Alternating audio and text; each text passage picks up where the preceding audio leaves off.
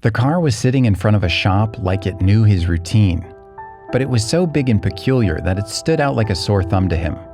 Easing into a parking bay, he decided in a split second to walk straight up to the vehicle and have a look at who the occupants were. He tapped on the window and waited for someone to open the door. He loved 3 things: his family, dogs, and cars. So when Jake Holloway noticed a particular silver Jeep frequenting his local Walmart and Target in Altoona, Iowa, he immediately took notice. The car was always parked at one shop or the other, and it made Jake a little nervous that it never seemed to go very far. Every time he saw it, the same thoughts went through his mind. Who drives it? What are they always doing here? And of course, nice ride. As soon as he was inside the store, he forgot ever seeing it until the next time he found himself out shopping again. Was he the only person seeing this? It would take Jake's week before the curiosity was strong enough to find the answers to his questions, and in the end, he would need one final push over the edge, which compelled him to actually go near the silver Jeep. It happened to be a sticker stuck on the back bumper of the car that finally made him take the plunge.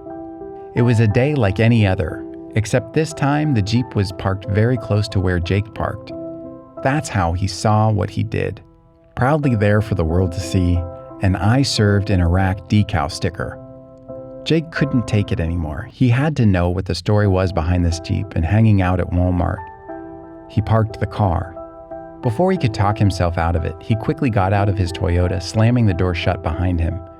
He walked the short distance to the Jeep and stopped outside. Sunlight reflecting off the windows made it hard to see if anyone was inside at all, so lifting his hand, he knocked firmly on the window and stepped back. The driver's door was pushed open, and there was, presumably, the owner looking back at Jake. To get the conversation going, Jake opened with some car talk, complimenting the owner on his ride and introducing himself. He soon learned that there was more to the silver Jeep than he had ever thought possible. The man's name was Nick, and Nick had a story to share. Just as Jake had suspected, he was a veteran returned from the war effort, but what he wasn't expecting was the tale that followed. Nick had just returned from his 4th and final tour to find out his wife was leaving him, and it got worse. He had nowhere to stay and no money left, so he did the only thing that he could. He went to look for a job, slept in his car, and tried to get enough dog food to feed his boxer. He had been sleeping in his Jeep for some time when Jake finally decided to have this chat. Jake couldn't just leave Nick like this, so he decided to do something about it. After saying their farewells, Jake went home and immediately jumped on Facebook. He wanted to share not only the experience of meeting a veteran, but also Nick's plight. I see a lot of people out there posting about wanting to help people for the holidays. Here's my request. I don't know this guy from Adam, and I don't know his whole story. There's been a silver Jeep Wrangler in the Walmart and Target parking lot in Altoona for the last few weeks. It moves from time to time back and forth. Noticed an "I served Iraq" sticker on the back window today and finally got up the nerve to stop. Told him I liked his Jeep. He liked my Toyota, Jake's social media message began. And I asked him if he was all right. He told me his name was Nick, and after he got back from overseas, his wife left him with his Jeep and his dog. He's got no money and broke as a joke. Told me he just got a job at the DOT, Department of Transportation, but hasn't been paid yet. Said he had started selling things off the Jeep to have any money at all. Jake continued writing, stating things just as they were, showing the sheer helplessness of the old veteran situation. It broke my heart. If you want to do something for someone out of pure selflessness, please, Jake said, imploring others to help.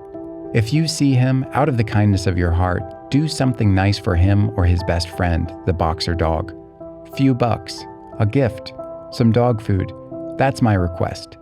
Makes me sick to see a soldier on the street.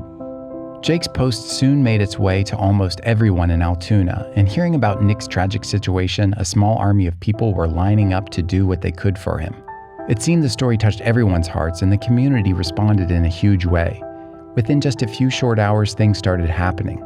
People were showing up at Nick's Jeep to offer what they could: money, gift cards, and even dog food for his loyal boxer dog.